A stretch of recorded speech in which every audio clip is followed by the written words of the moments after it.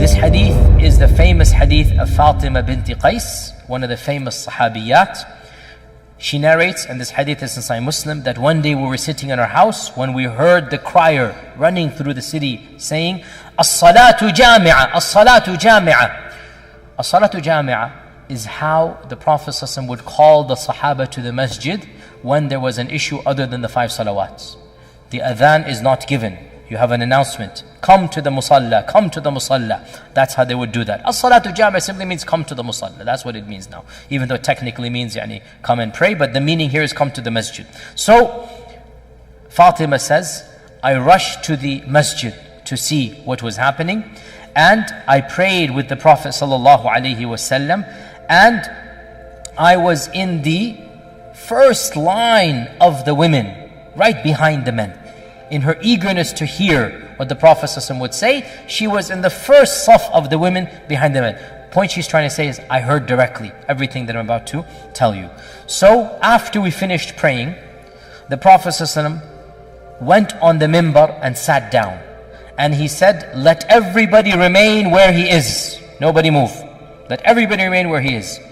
Do you know why I called you? They said, Allah and His Messenger know best. He said, I did not call you today to give you an advice or a lecture to cause you to cry or to fear Allah. That's not the reason. A maw'idah, no khatira today. I didn't call you. But rather, I came to tell you what TAMIM AD-DARI came to inform me. TAMIM AD-DARI. Who is TAMIM AD-DARI? I have a lecture about him online very briefly, about one of the, my series about the Sahaba. TAMIM AD-DARI was one of the few Sahabi who was a Christian and then embraced Islam. The majority of Sahaba were pagans. Very, very few were Jewish or Christian when they embraced Islam. Very few. And of them is TAMIM AD-DARI. So he's one of those group of Sahaba who was Ahli Kitab and he embraces Islam, and of them is TAMIM AD-DARI. And so TAMIM AD-DARI came to me embracing Islam, and he told me a story that happened to him many, many years ago. Now, TAMIM AD-DARI is from one of the tribes up north, and those tribes were seafaring tribes. They would ride the ocean. The Quraysh were a non-seafaring tribe. The Quraysh despised the ocean. The Quraysh did not like riding on the ocean. And that's why the Quran is full of references. فَإِذَا رَكِبُوا فِي الْفُلْكِ. The Quraysh did not like the ocean. And few of the Qurayshis rode on the ocean. And that's why when our Prophet ﷺ saw a dream where some of his own Sahaba were riding the oceans, conquering other lands, he laughed and he said, I saw my own ummah shall be riding on the waves like kings, riding horses and steeds, galloping, and they shall be conquering, oceans. And so TAMIM AD-DARI, he came to embrace Islam. And he came in the 9th year of the Hijrah, and he came to in those days they sent the delegations to embrace Islam. And when he came, he told the Prophet ﷺ about something that happened to him many, many, many years ago. He said, Ya Rasulullah, let me tell you an interesting story. Let me tell you something that when I was an earlier young man, a Christian, this is what happened to me. So when he told this story, the Prophet ﷺ then called the Sahaba and said, here is TAMIM AD-DARI, let me tell you what he told me. That's the hadith here, okay? Now, it's a very long hadith, and you will find it. Where will you find it, guys? Online. I gave you the reference right now. Sahih Muslim. The story goes as follows, that TAMIM AD-DARI says when he was a younger man, that he was in a ship of around 30 people from the tribe of Judham and Lukham. These are Christian Arab tribes up north, and he was from those tribes. And once a very severe storm came in the ocean, and for 30 days they were lost at sea. After there were 30 days, they were lost at sea. They had no clue where they were until they came to a faraway, ocean that they could not recognize, and they saw an island in the distance. So some of them, TAMIM AD-DARI and a few of them, took the smaller boat to go get some water, to go get some food. So every large boat has that small boat to go in. So they took that smaller boat to go to that island, and when they landed on that island, they met a very terrifying animal. A beast that could speak to them, a dabba that could speak to them. And we'll mention the dabba when we come to one of the 10 signs. The dabba that could come to them. And this beast was unrecognizable. Like, call him what? Bigfoot or something. Although the hadith did not describe him. It simply says, a beast that's very hairy. just nothing but hair, and could speak. And Tamim saw this and his people, and they were terrified. And the beast said, come with me. I'm going to take you to my owner or my master.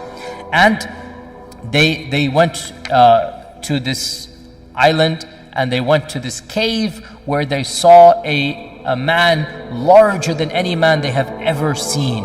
And the man was tied up in a more severe manner than any man they have ever seen. And the man then began to ask a number of questions. And it goes like, 10 questions or so. I'm not going to go into all of them. And they were so terrified, they just responded one after the other. And until in the end, the last question was, of the questions, the Tabariya sea, is it still there? This well, is it giving water? This land, is it still cultivated? And they answered yes, yes, yes. And always the answer was, a time will come when there shall be no water in that lake. A time will come when this well will be dry. A time will come when this land that you consider to be very beautiful and green will be completely barren. So he's giving predictions in the future.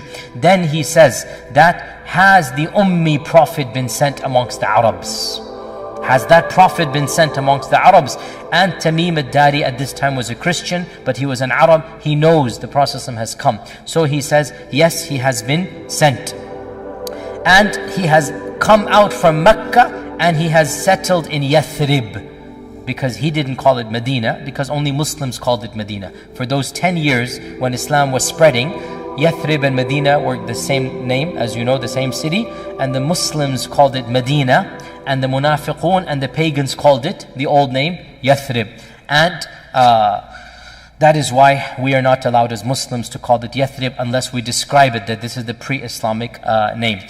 In any case, so because the Prophet said they call it Yathrib and it is Medina. They call it Yathrib, it is, so we do not call it Yathrib as a name. In any case, so Tamim AD-DARI said he has settled in Medina. The Dajjal says, did the Arabs fight him? They say yes. So he says, who won? They say, sometimes he wins and sometimes the Arabs wins, meaning the Uhud. Uhud, they say, was a loss, even though Uhud was not a loss. From our perspective, Uhud was a stalemate. It was not a loss, but the Quraysh interpreted it as a loss. Dajjal then said, if there is good in the Arabs, they should follow him. And I will tell you about me. I am the Masih. And it is only a matter of time before I am let loose. And when I am let loose, I shall visit every single city on earth in 40 days, except for Mecca and Medina, for they are made haram for me. Every time I come to them, the angels will stop me. Then the Prophet ﷺ stopped his lecture, and he began poking on the mimbar, like this, to emphasize. And he said, this is Tiba, this is Tiba, this is Tiba. Did I not tell you about the Dajjal? And they said, yes, you did. Now this hadith ends over here. Now, this hadith is the famous hadith of Tamim AD-DARI, narrated by one Sahabiya, Fatima binti Qais. And it is in Sahih Muslim, and its chain appears to be authentic. So, we put this hadith in a footnote, and we have a question mark, and we leave it at that. Allah knows best. I don't know. But mainstream interpretation, Imam An-Nawawi, Ibn Kathir, these scholars, they considered this to be authentic because this is Sahih Muslim. Then the issue comes, how do you reconcile this with the other ahadith about the coming of Dajjal, shall be born at a later time, his parents shall be childless, etc., etc. And you have one of two opinions. The first of them is that time and space mean nothing to Allah. And so Tamim AD-DARI got lost in, let me speak in the language of Star Trek, and I'm a big fan of Star Trek when I was a child. They got lost in a different time warp. And so they traveled to a different time and place, and Allah is ala kulli shayin qadir. And they saw an image of Dajjal projected from the future back to their time frame. And Allah ala kulli shayin qadir. Okay, fair enough.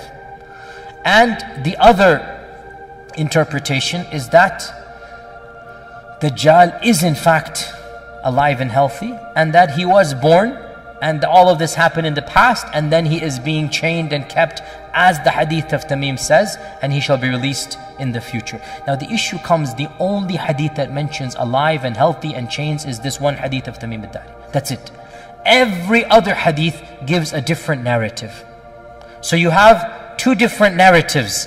Can we reconcile the two? Most scholars try to do that, but it's a very difficult fit. And that's why Shaykh Rashid Rida and Ibn Uthaymin and others, they basically said, look, this one, you have a big beautiful puzzle, right?